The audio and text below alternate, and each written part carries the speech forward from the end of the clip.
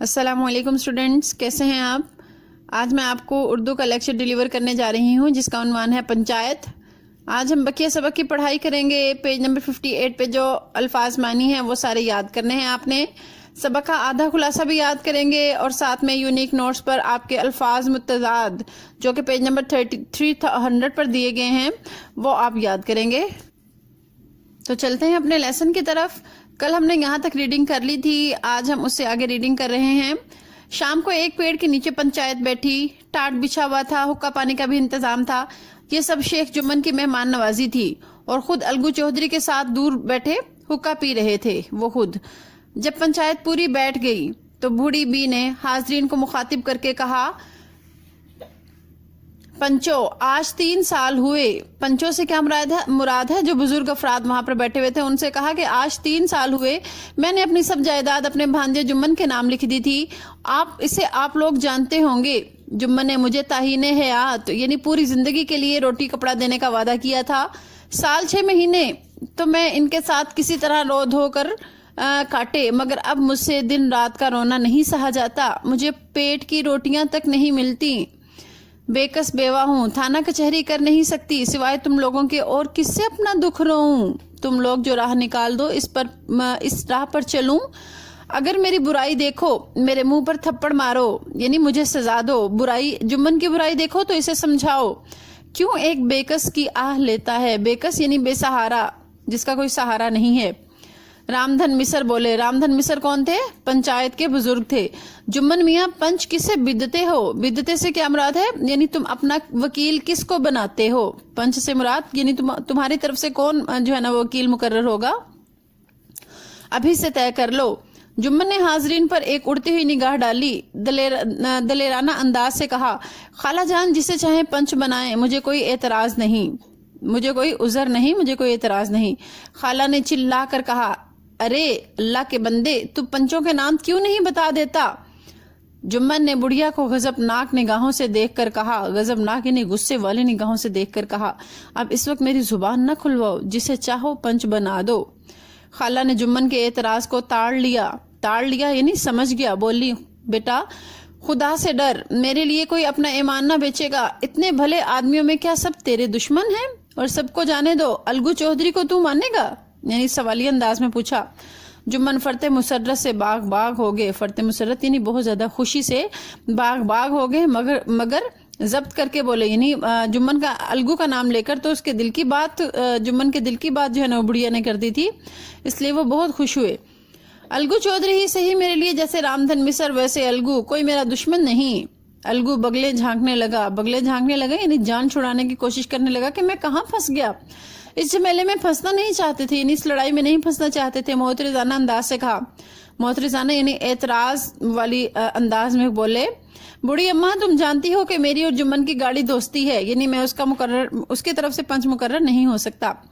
خالہ نے جواب دیا، بیٹا دوستی کے لیے کوئی اپنا ایمان نہیں بیچتا، پنچ کا حکم اللہ کا حکم ہے، پنچ کے منہ سے جو بات نکلتی ہے وہ اللہ کی طرف سے نکلتی ہے۔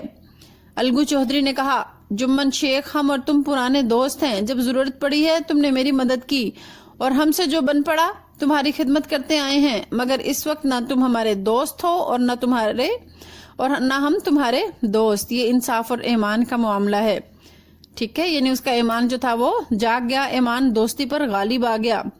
خالہ جان نے پنچوں سے اپنا حال کہہ سنایا، تم کو بھی جو کچھ کہنا ہے کہو۔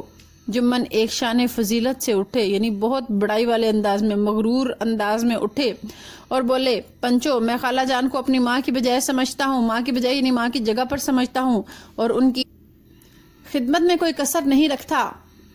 ہاں عورتوں میں ذرا انبن رہتی ہے یعنی لڑائی جھگڑا رہتا ہے، اس میں مجبور ہوں، عورتوں کی تو یہ عادت ہوتی ہی ہے۔ ماہوار روپیہ دینا میرے قابو سے باہر ہے، یعنی میں پیسہ نہیں دے سکتا۔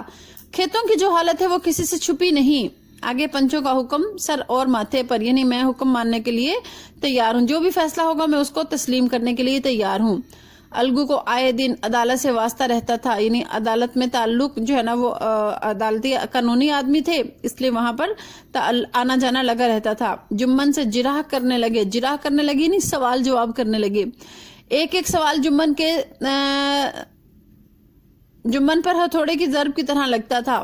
जुम्मन हैरत में थे कि अलगू को क्या हो गया, अभी तो मेरे साथ बैठा कैसे मजे मजे से हुक्का पी रहा, बातें कर रहा था, इतनी देर में ऐसी काया पलट हो गई कि मेरी जड़ खोदने पर आमादा है। अच्छी दोस्ती निभाई, यानी अलगू जो था उसने अपनी दोस्ती का ख्याल नहीं किया, बल्कि उसने इंसाफ से फैसला करते हुए, जब इंसाफ की कुर्सी पर बैठा तो वो इंसाफ का साथ देते हुए अपने ही दोस्त से जिरा करने लगा, उससे सवाल पूछने लगा। तो अब जुम्मन को बहुत ज्यादा गुस्सा आ रहा था। जिरा खत्म होने के बाद अलगू ने फैसला सुनाया। लहजा नहायत संगीन और तहकमाना था। संगीन यानी जो है ना वो सीरियस होके बैठे हुए थे और हुक्म के अंदाज में बोले, शेख जुम्मन, पंचों ने इस मामले पर खूब गौर किया है, अच्छी तरह गौर किया है। ज्यादती सरासर तुम्हारी है, खेतों से माकूल नफा होता है, तुम्हें चाहिए कि खाला जान के माहवार गुजारे का बंदोबस्त कर दो, इसके सिवा और कोई सूरत नहीं। अगर तुम्हें ये मंजूर नहीं तो हिबानामा मनसूख हो जाएगा। हिबानामा मनसूख हो जाएगा यानी जो जमीन तुम्हारे नाम लगा दी गई है वो खत्म हो जाएगी। जुम्मन ने फैसला सुना और सन्नाटे में आ गया। अहबाब से कहने लगा, अहबाब यानी दोस्तों से कहने लगा, भाई इस जमाने में यही दोस्ती है कि जो अपने ऊपर भरोसा करे, जो अपने ऊपर भरोसा करे इसकी गर्दन पर छुरी फेर दी जाए। यानी उसकी गर्दन पर, यानी मैंने अपने दोस्त पर भरोसा किया तो मेरे दोस्त ने मेरे साथ धोखा किया। जी बेटा, ये अल्फाज मानी पेज नंबर 58 पे जो दिए गए हैं ये आप सारे याद करेंगे, ठीक है। जड़ खोदना से लेकर मुदाखलत तक ये तमाम अल्फाज मानी आप याद करेंगे। क्लियर? खुलासा आपका पेज नंबर 59 से स्टार्ट हो रहा है, यहाँ से लेकर आप यहाँ तक खुलासा याद करेंगे। क्लियर? ऊपर से सारा खुलासा याद करेंगे। मैं आपके लिए रीड नहीं कर रही क्योंकि स्टोरी मैंने आपके लिए रीड कर दी है, ठीक। साथ में अल्फाज मुत्तज़ाद हैं आपके पेज नंबर 300, पेज नंबर है आपका 300। अल्फाज मुत्तज़ाद ये आप यहाँ से लेके ये यहाँ तक सारे अल्फाज याद करेंगे। ऊपर अल्फाज दिए गए हैं, हल्का, नीचे भारी, ठंडा, गरम, कड़वा, मीठा, ये ऊपर अल्फाज दिए गए हैं, इनके नीचे मुत्तज़ाद दिए गए हैं। ये आप तमाम अल्फाज मुत्तज़ाद यहाँ से याद करेंगे, ठीक है। Okay, take care.